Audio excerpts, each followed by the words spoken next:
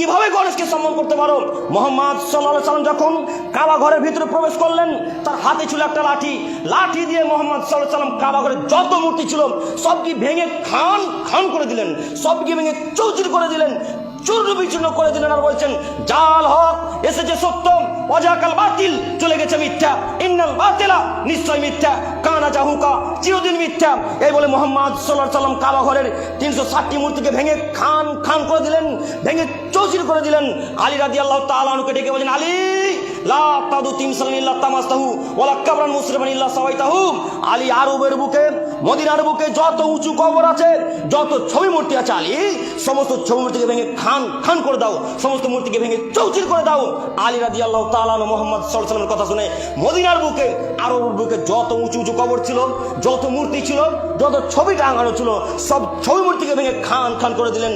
আল্লাহ তাআলা কোরআন মাজিদের মধ্যে তুলে দিয়ে সারা পৃথিবীর মানুষকে বলছেন, পৃথিবীর মানুষ তোমরাও তাদেরকে মানিও না গো যারা পীরের পূজা করে, তোমরা তাদেরকে মানিও না গো যারা মূর্তির পূজা করে, তোমরা তাদেরকে মানিও না গো যারা সালাত আদায় করে না, যারা মুসলিম এখন পর্যন্ত পরিপূর্ণ হয়নি, তাদেরকে তোমরা মানিও না। কই আপনি এত বড় অশিক্ষিত বেহায়া, আপনি হিন্দুদের মূর্তি যেদিন যখন পূজা হয় দুর্গা পূজাতে গিয়ে ড্যান্স করেন, যখন কালী পূজা হয় তখন কালী পূজাতে গিয়ে ড্যান্স করেন, এই তো সাহেব বাজারে পূজা হয় তখন এই মুসলমানের বাচ্চা মুসলমানেরা বক্স ভাড়া করে দিয়ে আসে, এই মুসলমানের বাচ্চা মুসলমানেরা ওই মূর্তি পূজাকে দাঁড় করিয়ে দিয়ে আসে, ওখানে কাঠ লাগিয়ে আসে, ওখানে মানুষ ডান্স করে, বড় বড় ডিজে বক্স ভাড়া করে না আসে।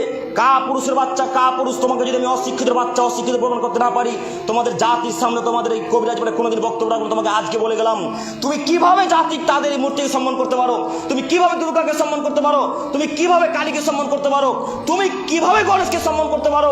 মুহাম্মদ সাল্লাল্লাহু আলাইহি সাল্লাম যখন কাবা ঘরের ভিতরে প্রবেশ করলেন, তার হাতে ছিল একটা লাঠি দিয়ে মুহাম্মদ সাল্লাল্লাহু আলাইহি সাল্লাম কাবা ঘরের যত মূর্তি ছিল সবকে ভেঙে খান খান করে দিলেন, সবকে ভেঙে চৌচির করে দিলেন, চূর্ণ বিচূর্ণ করে দিলেন। আর বলছেন, জাল হক এসেছে সত্য, ওয়াজাকাল বাতিল চলে গেছে মিথ্যা, ইন্নাল বাতিলা নিশ্চয় মিথ্যা, কানা জাহুকা চিরদিন মিথ্যা। এই বলে মুহাম্মদ সাল্লাল্লাহু আলাইহি সাল্লাম কাবা ঘরের 360টি মূর্তিকে ভেঙে খান খান করে দিলেন, ভেঙে চৌচির করে দিলেন। আলী রাদিয়াল্লাহু তাআলা আনহুকে ডেকে বলেন, আলী লা তাদু তিমসালান ইল্লা তামাসতাহু ওয়ালা কাবরান মুসরিমান ইল্লা সাওয়াইতাহু। আলী, আরবের বুকে, মদিনার বুকে যত উঁচু কবর আছে, যত ছবি মূর্তি আছে, আলী সমস্ত ছবি মূর্তিকে ভেঙে খান খান করে দাও, সমস্ত মূর্তিকে ভেঙে চৌচির করে দাও। আলী রাদিয়াল্লাহু তাআলা আনহু মুহাম্মদ সাল্লাল্লাহু আলাইহি সাল্লামের কথা শুনে মদিনার বুকে, আরবের বুকে যত উঁচু উঁচু কবর ছিল, যত মূর্তি ছিল, যত ছবি টাঙানো ছিল, সব ছবি মূর্তিকে ভেঙে খান খান করে দিলেন। তুমি কা পুরুষের বাচ্চা, কা পুরুষ, তুমি হিন্দুদের মূর্তিকে সম্মান করো মানে, খ্রিস্টানদের মূর্তিকে সম্মান করো মানে, তুমি যিশুকে সম্মান করো মানে, তুমি যিশু খ্রিস্টকে সম্মান করো মানে, তুমি ইহুদিদের মূর্তিকে সম্মান করো মানে, তোমার শরীরে রক্ত নাই যা যে সবই পূজ, তোমার শরীরে রক্ত নাই যা যে সবই পূজ, তোমার শরীরে রক্ত নাই যা যে সবই পূজ। যদি তোমার শরীর মুসলমানের বাচ্চা মুসলমানের রক্ত থাকতো, তুমি কাফেরদের মূর্তিকে সম্মান করতে পারতে না, দুর্গাকে সম্মান করতে পারতে না, মূর্তিকে সম্মান করতে পারতে না, কালীকে সম্মান করতে পারতে না।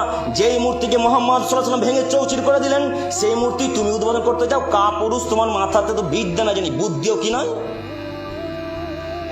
যেই মূর্তি মুহাম্মদ সাল্লাল্লাহু আলাইহি সাল্লাম ভেঙে চৌচির করে দিলেন, সেই মূর্তি মুসলমানের বাচ্চা মুসলমান উদ্বোধন করতে যায়। লজ্জা থাকা উচিত, হায়াবোধ থাকা উচিত। দেখেননি মনে হয় আপনারা? দেখেননি? যে মূর্তিকে আলী রাদিয়াল্লাহু তাআলা আনহু ভেঙে খান খান করে দিলেন। আরে ইব্রাহিম আলাইহিস সালামের বাপেরা মূর্তি পূজা করত, ইব্রাহিম আলাইহিস সালামের বাপেরা মূর্তি পূজা করত, তার বাপেরা করে পাকা মূর্তি পূজারি, তার বাপের নাম আজর, তার বাপ নিজে মূর্তি তৈরি করে মূর্তি বাজারে বিক্রি করত। ওই যে মূর্তি তৈরি করে দেখতে পান না, ওই মূর্তি ইব্রাহিম আলাইহিস সালামের বাপের নাম আজর, তিনি তৈরি করতেন। ইব্রাহিম আলাইহিস সালাম তার বাপের মূর্তি যত তৈরি করা ছিল সব মূর্তিকে ভেঙে খান খান করে দিলেন। তারা যেদিন মেলাতে ঘুরতে গেল, তারা যখন মেলাতে ঘুরতে গেল তখন সমস্ত মূর্তিকে ভেঙে খান খান করে দিলেন, চৌচির করে দিলেন। সব থেকে যেটা বড় মূর্তি সেটাকে রেখে দিলেন, সব থেকে বড় মূর্তিকে রেখে দিয়ে